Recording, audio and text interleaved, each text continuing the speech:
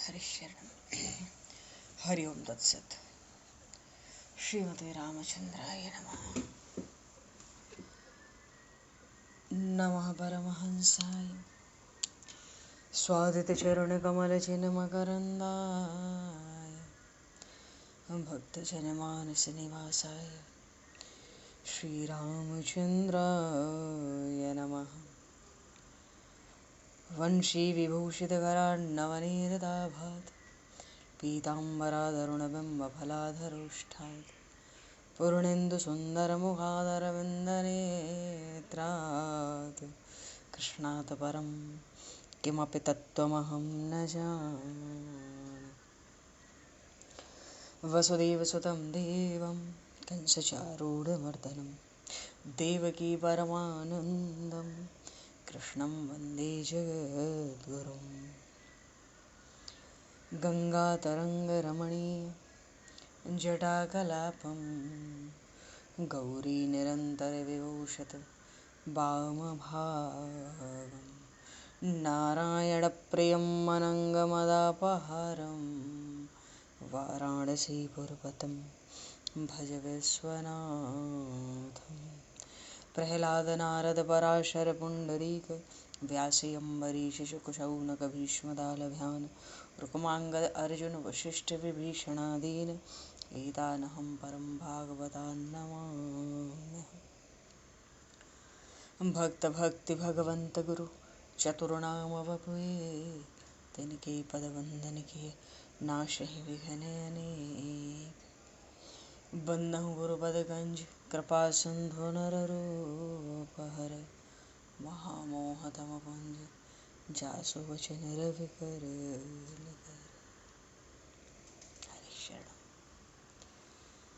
गोविंद जय जय गोपाल जय जय गोविंद जय जय गोपाल जय जय राधारमण हरि गोविंद जय जय राधारमण हरि गोविंद जय जय। श्री राम जय जय ऋषिकेश जय जय श्री राम जय जय ऋषिकेश जय सीतारमण राम रघुनाथ जय जय सीतारमण राम रघुनाथ जय जय। गोविंद जय जय गोपाल जय जय राधारमण हरि गोविंद जय जय। श्री राम जय जय ऋषिकेश जय जय सीतारमण राम रघुनाथ जय जय राधारमण हरि गोविंद जय जय सीतारमण राम रघुनाथ जय जय। बोले श्याम रामचंद्र भगवान की जय। समूह राम दरबार की जय।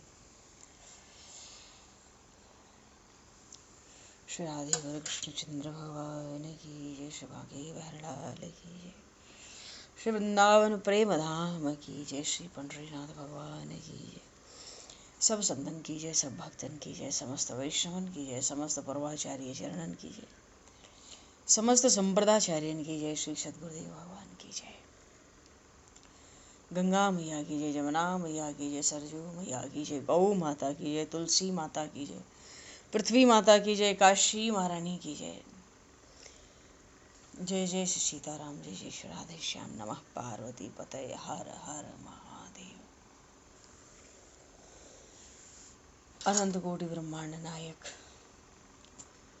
सर्वेश्वर पूर्ण परात्पर ब्रह्म असंख्य कल्याण गुणगण निलय भक्त वांछा कल्पतरु शरणागत वत्सल भक्त वत्सल दीनबंधु दया सिंधु यदुवंश में अवतंस लीला पुरुषोत्तम योगेश्वर भगवान श्री कृष्ण की महती कृपा करुणा से एवं महापुरुषों की भावमयी सन्निधि में, साथ ही आप सभी श्रद्धालु भक्त वैष्णवों की मंगल सन्निधि में, मानव जीवन का सर्वोत्कृष्ट फल भागवत गुणगान, भगवत गुण चिंतन का आनंद हम सभी आज से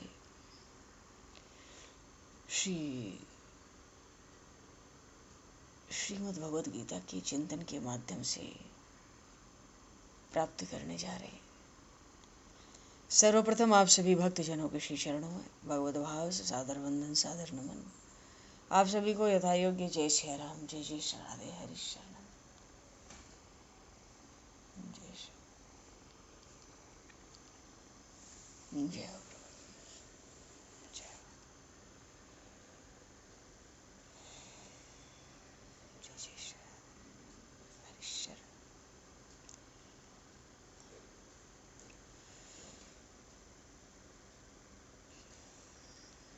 जय श्री कृष्ण गोविंद हरे मुरारे, हे नाथ नारायण वासुदेव, जिह्वे पिब स्वामृतमित देव, गोविंद दामोदर माधवेति। श्री रामचंद्र चरणौ मनसा स्मरामि, श्री रामचंद्र चरणौ वत्सा गृह्णामि, श्री रामचंद्र चरणौ सरसा नमामि, श्री रामचंद्र चरणौ शरणं प्रपद्ये।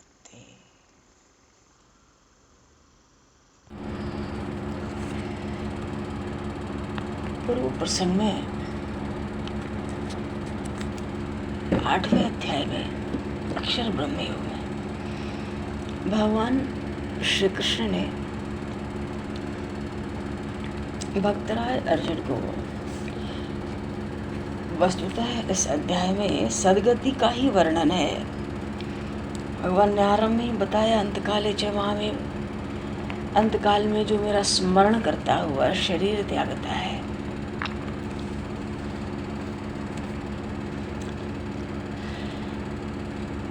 उसकी कैसी सदगति होती है, वो साक्षात मेरे स्वरूप को प्राप्त होता है। और सन्यासियों के लिए, ज्ञानमार्गियों के लिए भी बताया, जो ओंकार प्रणव का उच्चारण करते हुए शरीर त्याग करते हैं, उनकी भी सदगति बताई। पर प्रभु वस्तुतः यही कहना चाहते हैं, अर्जुन, ज्ञान का मार्ग थोड़ा कठिन होने से भक्ति का मार्ग अतिशय सहज है। तो तुम मुझ में ही मन लगाओ। आगे भगवान कह रहे, अनन्य चेता सततम यो माम स्मरते नित्यसः तस्याहं सुलभः पार्थ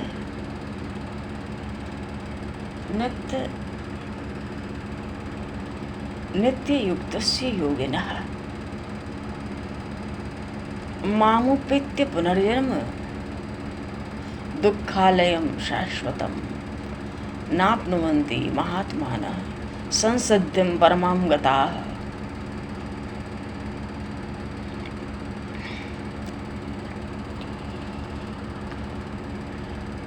एक तो यहाँ भाव है, जो मनुष्य संसार के सुखों को, 5 विषयों को तिलांजलि देकर, और जो प्रवृत्ति है परिवार संसार में, प्रवृत्ति के पांव में बेड़ियां डालकर, भगवान कहते हैं, जो सदा ही अपने हृदय स्थान में मुझे रखते हैं और मेरे स्वरूप का अनुभव करते हैं, ऐसा सुख पाने लगते हैं, उस सुख में उनको भूख प्यास का भी पता नहीं चलता। जो निरंतर एकाग्रचित्त होकर मेरे स्वरूप में मिले रहते हैं और मेरी भक्ति करते हैं,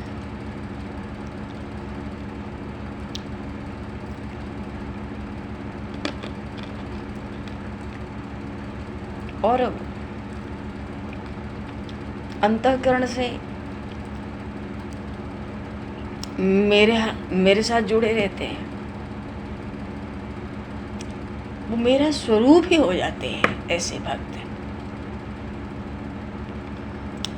अनन्य चेता सततम्यो माम स्मरति नित्यशः, जो निरंतर अनन्य भाव से मेरा स्मरण करते हैं।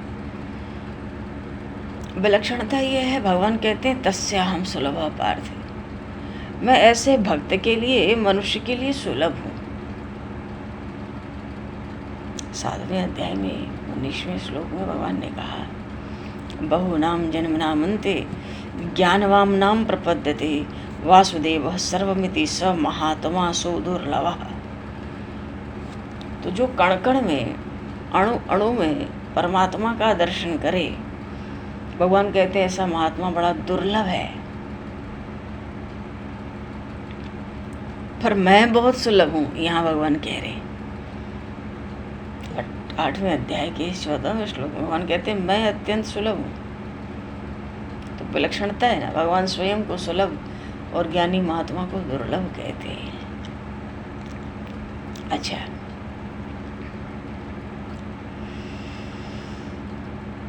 तो जो ऐसे भक्त हैं, अब उनके विषय में यदि ये बात हो कि भाई देह के अवसान के समय, अंत के समय जब ये मेरा स्मरण करें तभी मुझे मिल सके, तो फिर उपासना का महत्व ही क्या रह गया? भगवत भजन का महत्व क्या रह गया? अरे उसने तो जीवन भर ही मुझ में चित्त मन लगाया है।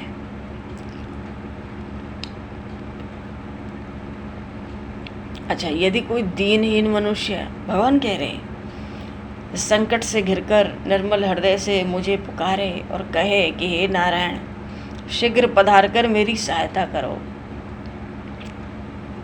तो क्या उसकी ये पुकार सुनकर और उसके दुखों से दुखी होकर मैं उसकी मदद करने के लिए नहीं दौड़ पड़ता हूँ?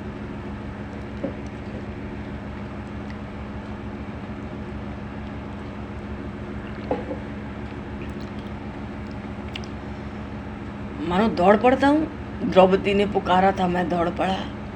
गजेंद्र ने पुकारा, मैं दौड़ पड़ा। अनन्य भक्त हैं। और फिर जिनके दुख को सुनकर, संकट को देखकर पुकारने से दौड़ जाता हूँ,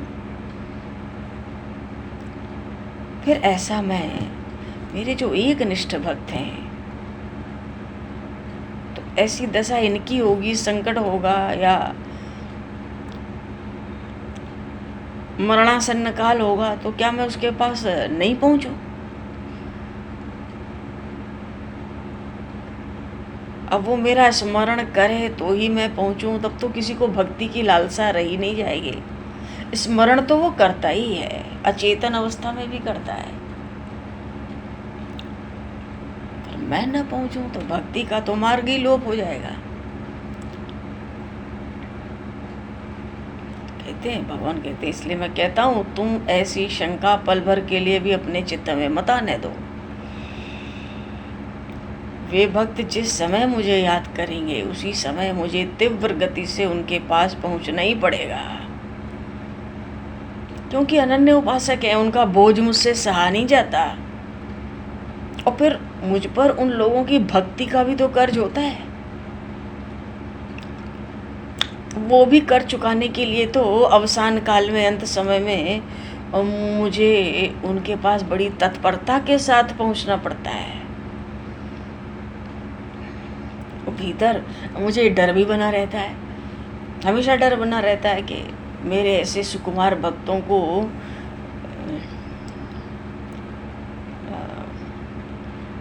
देह का कोई कलेश ना हो। मैं तो उनको भक्ति के पिंजरे में सुरक्षित रखता हूँ, उन पर अपने स्मरण की शांत और शीतल छाया रखे रहता हूँ, बनाए रहता हूँ। उनकी बुद्धि को सदा के लिए अचल और शांत कर देता हूँ। और मेरे भक्तों का जब शरीर पर त्याग होता है उस समय लेश मात्र भी उनको किसी प्रकार की पीड़ा नहीं होती। मैं सहज ही अपने उन परम प्रिय भक्तों को अपने स्वरूप की ओर ले आता हूँ और उनके भक्ति के बल से मैं उन्हें नित्य ही बिना प्रयास के प्राप्त होता हूँ। इसलिए शरीर के अंत के समय निसंदेह मेरे भक्त मेरा स्वरूप प्राप्त करते हैं।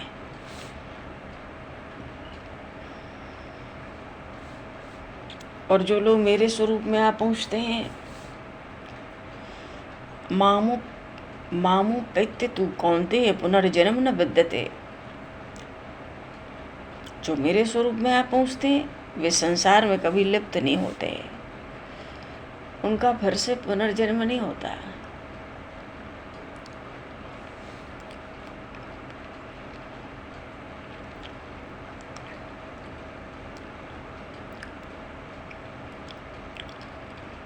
ब्रह्मा जी का एक दिन होता है,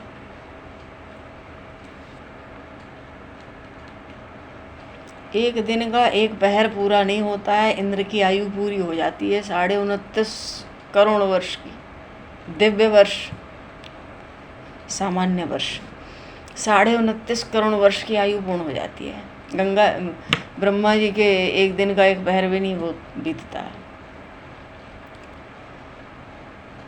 तो भगवान महिमा सुना रहे हैं, सहस्र युग पर्यंतम, चारों युगों की 1000 चौकड़ी बीतने पर ब्रह्मा जी का एक दिन होता है। ऐसे ही 1000 बार और चारों युग बीते तो ब्रह्मा जी की एक रात होती है।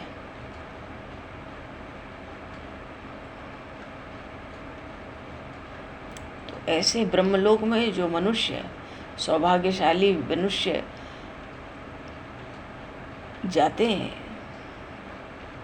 वो कभी मृत्यु का वर्णन नहीं करते, स्वर्ग में भी चिरंजीव होकर रहते हैं।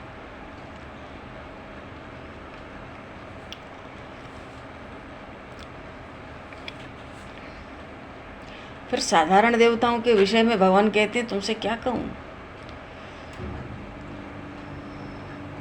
ब्रह्मा जी के एक दिन में, ये गीता जी में भगवान कह रहे हैं, रात्रिम युग सहस्त्रानांत, ब्रह्मा जी के एक दिन में 14 इंद्र एक ही दिन में आते और चले जाते हैं।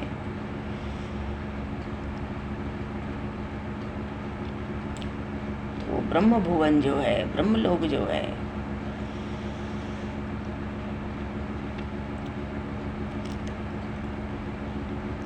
जब उनका दिन होता है सृष्टि बन जाती है, यही कल्प होता है।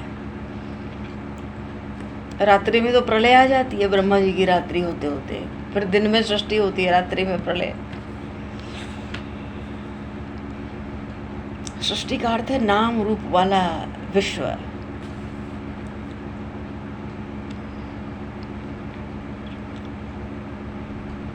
और दिन में जब नाम रूप वाली सृष्टि हो जाती है तो ब्रह्मा जी की रात होती है तो प्रलय होती है, तो जितने नाम रूप वाले विश्व है ना सबका विनाश हो जाता है।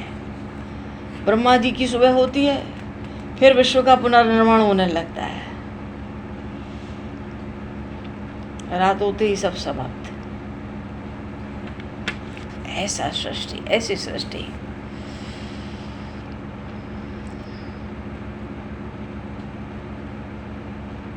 एक दिन में ब्रह्मा जी के सुबह से शाम तक 1000 बार चारों युग बीत जाते हैं।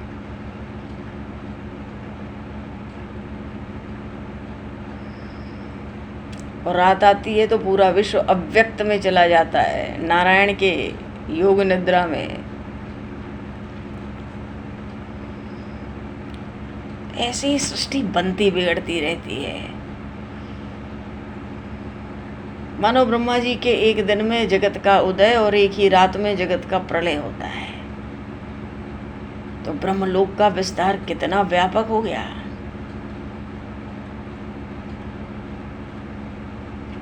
तो ऐसे ब्रह्मलोक को भी भगवान कह रहे हैं, जो ऐसा व्यापक ब्रह्मलोक है उसको भी अंत में जन्म और मृत्यु के चंगुल में पड़ना ही पड़ता है। उससे उसका छुटकारा नहीं होता।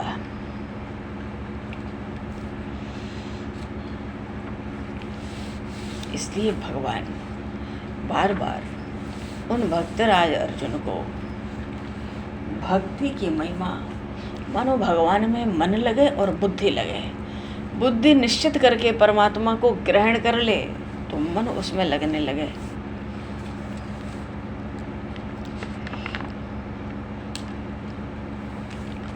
भगवान कहते हैं तेषु नित्यम महाभागेषु मत्कथा।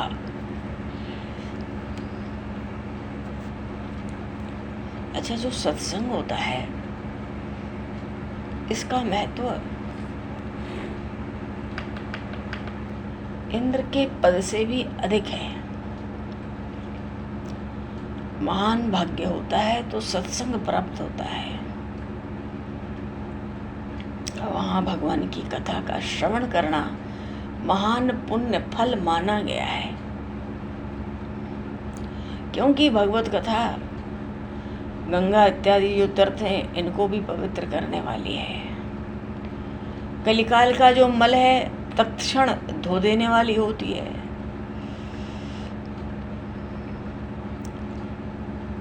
गंगा मैया तो ये भागीरथी गंगा स्वयं कहती है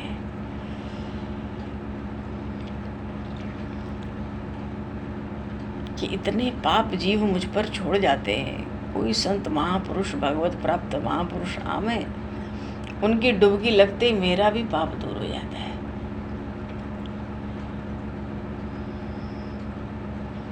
और फिर सत्संग में जो भगवान की कथा श्रवण की महिमा है, इतनी महिमा है, भगवान कहते हैं मैं उसको पूर्ण रूप से नहीं कह सकता।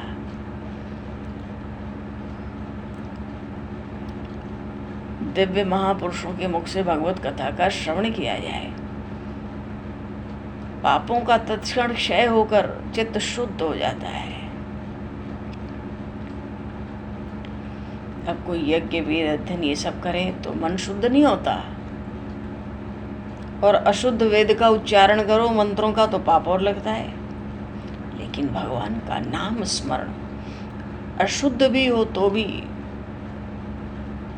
जो श्रोता होता है परमार्थ में शुद्ध हो जाता है। श्रोता को भी भगवान परमार्थ के मार्ग पर लगाते हैं। अब यज्ञ याग करना हो तो ब्राह्मण ही तो अधिकारी है, पर भगवान कहते हैं मेरी कथा श्रवण करने के लिए तो चारों वर्ण के प्राणी पवित्र होते हैं, सब अधिकारी हैं। लेकिन ये लाभ भी सत्संग का भगवान कहते हैं मेरी कृपा के बिना प्राप्त नहीं होता।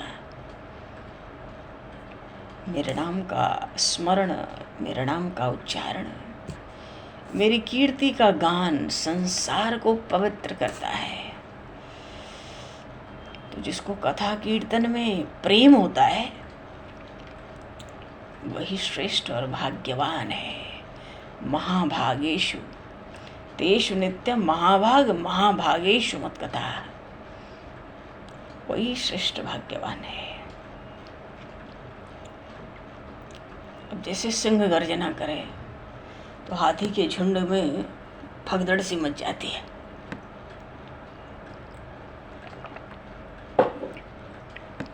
ऐसे ही भगवान की कथा सुनने से पाप भाग जाते हैं, भगदड़ मच जाती है, उनमें चित्त शुद्ध हो जाता है।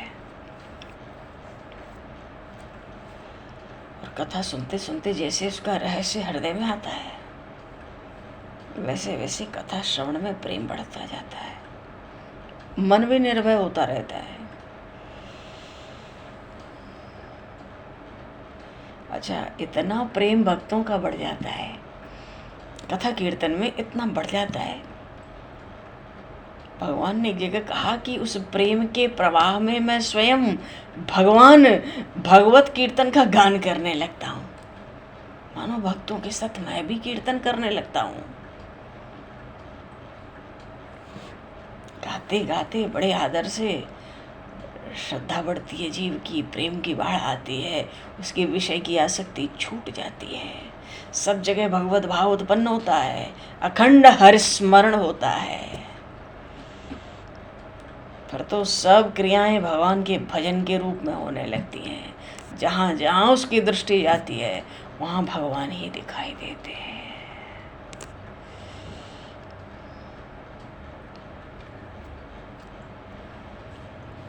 जितनी इंद्रियाओं की क्रिया है, इंद्रियां जो जो कर्म करती हैं, सब में भगवत दर्शन ही होता है। ये भगवान की चौथी भक्ति है और ये भक्ति भगवान को अत्यंत प्रिय है। पर भगवान कहते हैं बड़े भाग्य से प्राप्त हो, नहीं तो नहीं होती है। फिर तो चारों मुक्तियां पैरों पर गिरती हैं।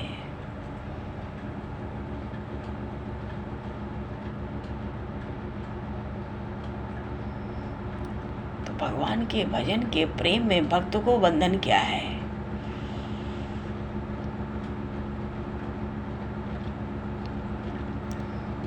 भजन के प्रेम में करोड़ों आत्मानंद है, भगवान कहते हैं।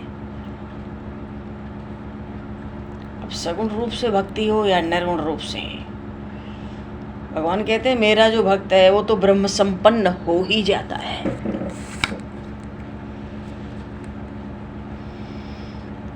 फिर वो निराक्षर भक्त भी हो तो विवेक वैराग्य ज्ञान उसके पैरों पर पड़ते हैं।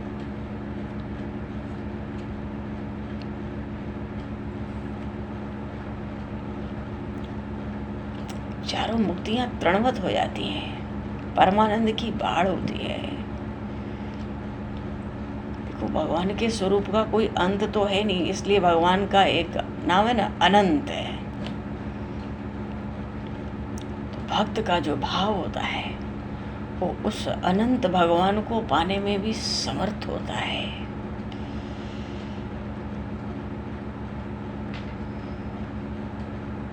भगवान सत्संग की भी महिमा का गान करते हैं, अपनी प्रेममय भक्ति की महिमा का भी बड़ा गान करते हैं। फिर वहां जन्म मरण का भय कहाँ है?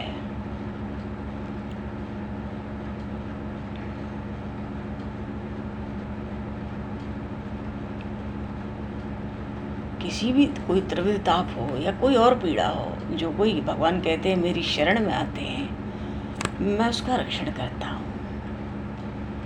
मेरे स्मरण, मेरे नाम स्मरण करने वाले का जन्म मरण सहज ही दूर हो जाता है।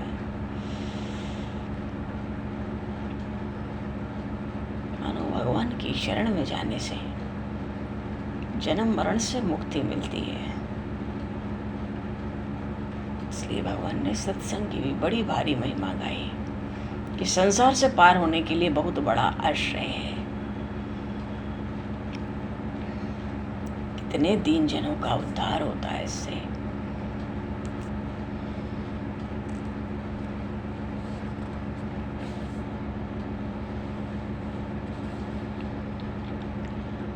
जब सूर्योदय होता है, अंधेरा मिट जाता है, अंधेरे का जो भय होता है वो भी नष्ट हो जाता है। सूर्योदय होता है तो पक्षी अपने घोंसले को छोड़ देते हैं, जितने कमल हैं सूर्य को देख के विकसित हो जाते हैं।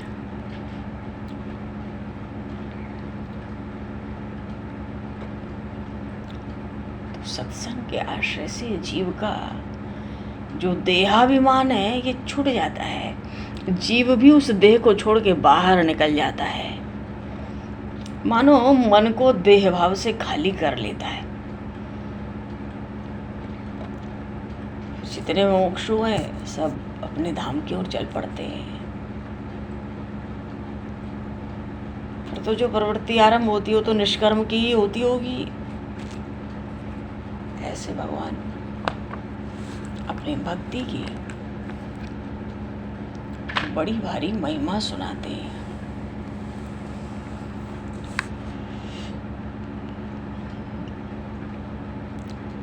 भगवान ने भी कहा ध्यान करने में जब मन चंचल हो तो मेरा नाम कीर्तन ही करना चाहिए। जैसे फतिंगे होते हैं, फतिंगों को दीपक जला देता है, वैसे ही भगवान का जो नाम गुण है, भगवान के जो कर्म का अखंड स्मरण है, सब पापों को भस्म कर देता है। अखंड नाम स्मरण, कीर्तन भक्ति की महिमा, भावयुक्त सत्संग,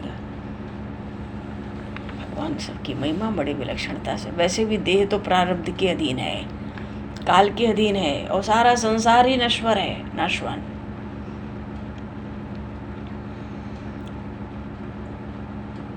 अच्छा, कोई सद्भाव से भगवान की भक्ति करने लग जाए तो कोई विघ्न भी बाधक नहीं होता, क्योंकि भगवान श्रीपति तो स्वयं दिन रात भक्ति की रक्षा करते हैं।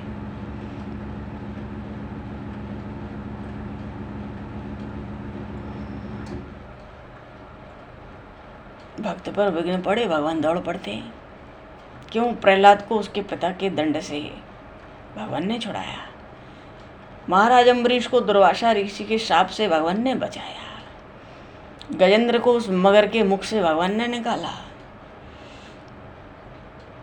महारानी द्रौपदी को कौरवों के त्रास से बचाया, ग्वालों के लिए तो दावाग्नि अग्नि पी गए,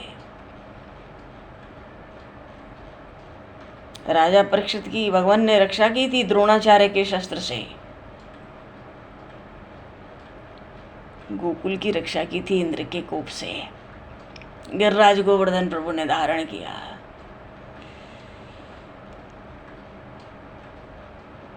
और अर्जुन को तो भगवान ने रणभूमि में हाथ में सुदर्शन चक्र लेकर दौड़कर बचाया।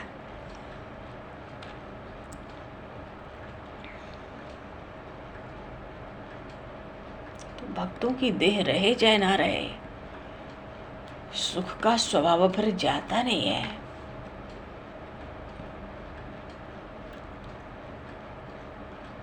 भक्त के देह से सब क्रिया होती है, पर चित्त परमात्मा में रहता है।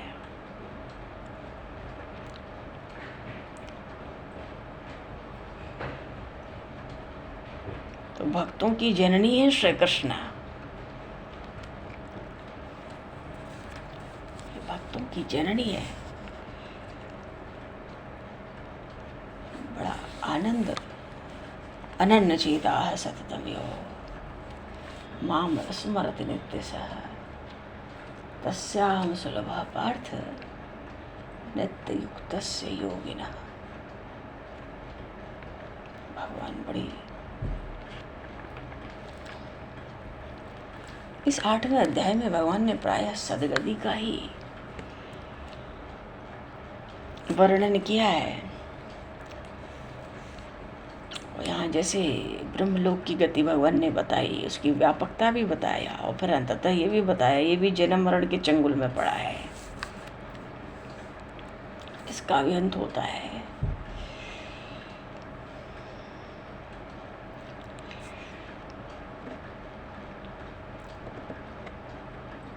और शरीर त्याग के लिए भगवान ने शुक्ल पक्ष और उत्तरायण और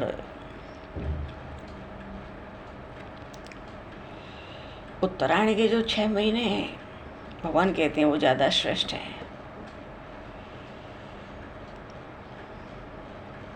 शुक्ल पक्ष दिन और उत्तरायण के 6 महीने, कोई महीना, ये सब सुयोग हैं ब्रह्म स्वरूप में मिलने के।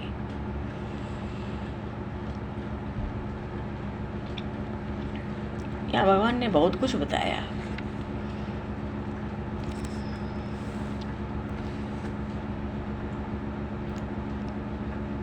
अब कृष्ण पक्ष की रात का समय हो, दक्षिणायन के 6 महीने हो, ऐसे में जीव का प्राणांत हो,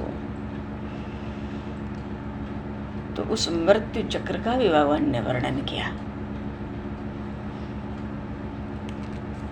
भगवान कहते हैं देखो तुम अच्छे और बुरे मार्ग को देख लो, सत्य असत्य की पहचान कर लो, हित और अहित जान लो, तब अपने कल्याण का साधन करो। अब जिसको सीधा मार्ग दिखेगा सरल, वो टेढ़े मेढ़े पे क्यों जाएगा? तो सामने जो कोई भला बुरा आता है, सच्चा झूठा आता है, उसकी परख तो होनी चाहिए।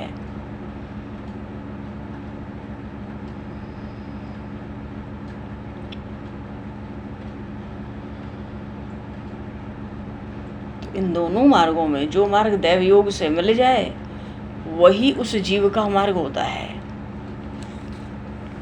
क्योंकि जीव के हाथ में ये स्थिति तो होती नहीं। नैते श्रुति पार्थ जानन योगी मुह्यत कश्चन, तस्मात् सर्वेषु कालेषु योग युक्तो भवार्जुन।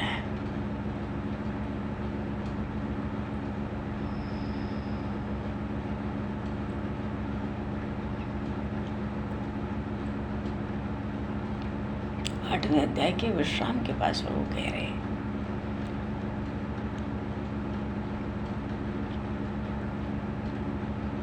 विदेही का भी भगवान ने यहाँ वर्णन किया है।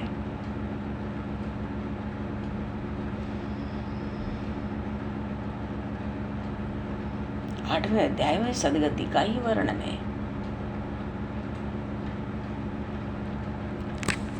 चलो जी, बोले शिव भक्त वत्सल भगवान की जय। अभी यहीं पर वाणी को हम लोग थोड़ा विराम दें। नंदनंदन श्याम सुंदर लीला पुरुषोत्तम प्रेम पुरुषोत्तम महायोगेश्वर उन भगवान श्री कृष्णचंद्र की जय। भक्तराज अर्जुन जी महाराज की जय। श्रीमद् भगवत गीता जी की जय हो। देखो भैया कल एकादशी है, निर्जला एकादशी है, थोड़ा सावधानी से दिन व्यतीत करना है।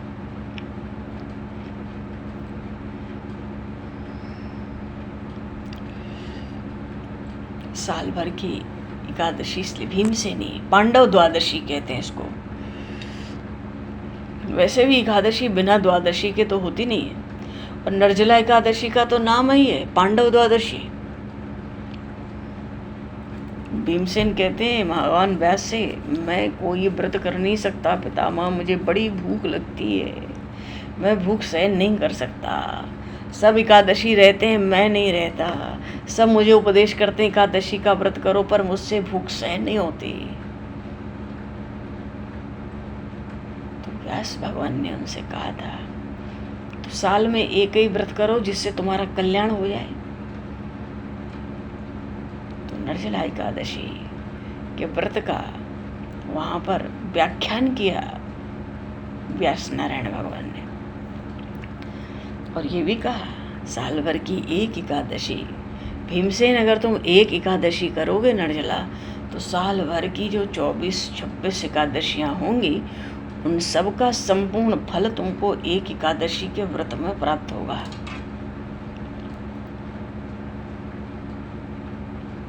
इसलिए यह भीमसेन एकादशी भी कहलाई, और पांडव द्वादशी के भी नाम से निर्जला एकादशी की बड़ी प्रसिद्धि है। कल हम लोग निर्जला एकादशी का व्रत करेंगे, क्योंकि कल सुबह में एकादशी है और फिर द्वादशी ही द्वादशी है। आज की द्वादशी, आज का व्रत होता तो द्वादशी का स्पर्श भी नहीं होता। तो तिथि भले ही आज हो, पर व्रत तो कल ही है एकादशी का। बोली काशी महारानी की जय। सब संतन की जय, सब भक्तन की जय, सब गुरुदेव भगवान की जय। तो भगवान समय को दूषित करते हुए आज यहीं पर वाणी को विराम, वाक्य पुष्पांजलि प्रभु के श्री चरणों में सादर समर्पित। आप सभी को भी यथा योग्य जय श्री राम, जय जय श्री राधे, हरि शरण। जय श्री राम। जय जय भगवान सीताराम। जय श्री राम। जय। बोलो जी, जो कोई आप बोलना चाहें आप बोलो।